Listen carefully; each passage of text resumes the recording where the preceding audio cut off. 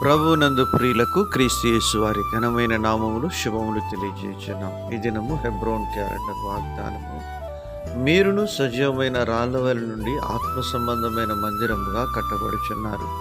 1 పేతురు 2వ అధ్యాయము 5వ వచనంలో దైవజనుడు పేతురు గారు ఈ మాటలు రాస్తూ ఉన్నాడు. నిజమే, దైవజనుడు అనుభవపూర్వకంగా ఈ మాటలు తెలియజేస్తున్నాడు.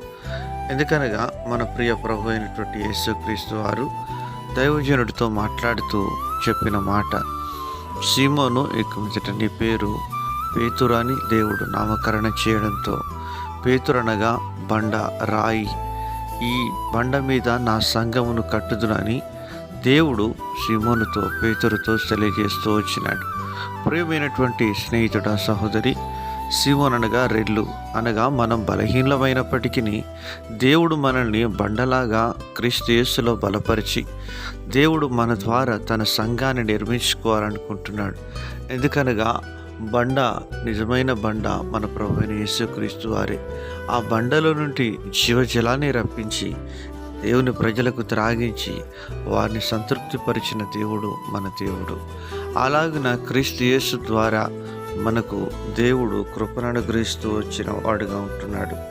ఎఫెసీ పత్రిక 2వ అధ్యాయం 19 నుంచి చూసినట్లయితే, కాబట్టి మీరిక మీదట పరజనులను పరదేశులనై ఉండక పరిశుద్ధులతో ఏకపట్టణస్థులను దేవుని ఇంటివారునై ఉన్నారు.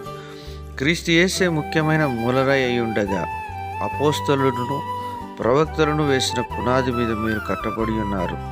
ప్రతి కట్టడమును ఆయనలో చక్కగా అమర్చబడి ప్రభువునందు పరిశుద్ధమైన దేవాలయమగుటకు వృద్ధి పొందుచున్న ప్రియమైన స్నేహితుడా, సహోదరి, నేను మనము ఒకప్పుడు పనికిరాని వారమే, కానీ క్రీస్తు యేసులోని చేతిలోనికి మనం తీసుకుని రాబడినప్పుడు ఆయన మనలో తన జీవాన్ని ఉంచి మనల్ని దేవుని యొక్క మహిమార్థమై తన యొక్క ఇంటిలో సజీవమైన రాళ్ళ వలె ఆయన కడుతూ ఉన్నాడు. దేవుని యొక్క సంఘాన్ని ఆయన నిర్మించే దేవుడుగా ఉంటున్నాడు.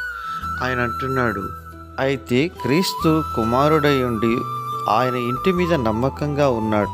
ధైర్యమును నిరీక్షణ వలన ఉత్సాహమును తుదమట్టుకు స్థిరముగా చేపట్టిన ఎడల మనమే ఆయన ఇల్లు అని హెబ్రీ గ్రంథకర్త 3:6లో తెలియజేస్తున్నాడు. ప్రియమైనటువంటి దేవుని ప్రజలారా, ఈ లోకంలో విశ్వాస జీవితంలో మనం ముందుకు సాగుతున్నప్పుడు ఆయా పరిస్థితులను బట్టి మనం కృంగిపోయి ధైర్యాన్ని కోల్పోయే వారంగా ఉంటాం. 1 సమూయేలు గ్రంథంలో దావీదు కూడా తన జీవితంలో అమాలేకీల ద్వారా సమస్తం కోల్పోయి కృంగిపోయి నిరాశలో ఉన్నప్పుడు తన దేవుడైన యెహోవాను బట్టి ధైర్యం తెచ్చుకొని తుదమట్టుకు ఆ యొక్క నిరీక్షణను ఉత్సాహం కలిగి ఉన్నాడు గనుకని తాను కట్టబడుతూ వచ్చినాడు. అనేకులకు మాదిరికరంగా ఉంటూ వచ్చినాడు.